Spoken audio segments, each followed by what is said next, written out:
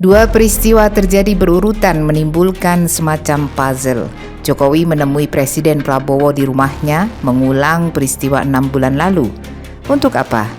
Menteri Pertahanan yang dipanggil Prabowo setelah pertemuan itu tidak menjelaskan materi yang dibahas Prabowo dan Jokowi. Dalam kondisi politik seperti sekarang ini membuat spekulasi terbuka lebar. Pengamat meyakini pihak Jokowi memiliki motif atau kepentingan tertentu sehingga ia harus menemui Prabowo. Peneliti senior bidang politik BRIN, Lili Romli, seperti dikutip kompas.com, ada motif di balik pertemuan tersebut. Pertama, berkaitan dengan struktur kepengurusan PSI karena Prabowo hadir langsung dalam kongres partai tersebut. Kedua, terkait gempuran terhadap Jokowi dan keluarganya. Mulai dari persoalan ijazah Jokowi, ijazah SMA Gibran, sampai isu pemakzulan Gibran.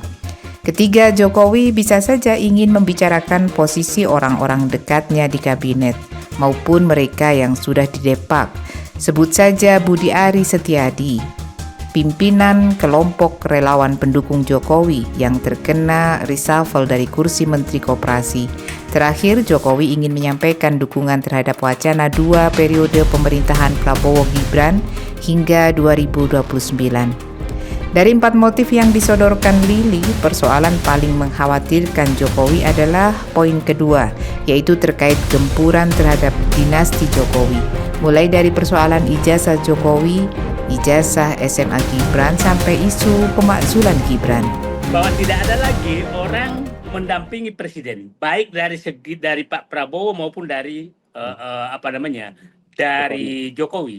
Ini menunjukkan bahwa Pak Prabowo sudah menyadari ini ada permintaan yang nggak boleh ada yang dengar apapun. Itu artinya Pak Prabowo saya menyatakan sudah menunjukkan dirinya, I'm presiden. Dan saya pengambil keputusan, tidak boleh ada yang tahu keputusan yang saya ambil. Pada saat itu, dipanggil Menteri Menhan dan Menristek. Dua menteri ini betul-betul difokuskan untuk menertibkan tambang. Kenapa saya bilang ini tekanan geng SOP sangat tinggi ke dalam ke komandannya. Saya kita anggap aja komandan SOP jangan lagi itu adalah Joko Widodo. Ke komandannya. SOP ini adalah Solo Oligarki Parcok. Maksud Anda ya? Dia menunjukkan bahwa Joko Widodo dalam hal penegakan hukum masih sangat kuat. Atas dasar itu, analisis mereka pasti SOP Pak Prabowo masih akan takut sama Jokowi, maka kita utus Jokowi, komandan SOP ketemu Jokowi, Prabowo. Ya. Nah, sekarang saya mau memberikan rincian kira-kira yang dibicarakan terhadap 6 kasus tadi. Kasus ijazah palsu, ijazah, pasti yakin Pak Presiden bisa nggak membantu menghentikan kasus ini, kira-kira begitu. Saya nggak tahu jawaban Presiden seperti apa, tapi sepertinya sudah sangat dibendung, susah sekali dibendung, karena KPU secara resmi sudah memberikan fotokopi jasanya, dan tentang Gibran semakin terbuka di mana-mana, jadi sepertinya agak susah. Tentu itu bukan pertemuan dua sahabat di dalam kondisi politik hari-hari ini kan. Minta perlindungan bisa jadi, atau bergen bisa jadi.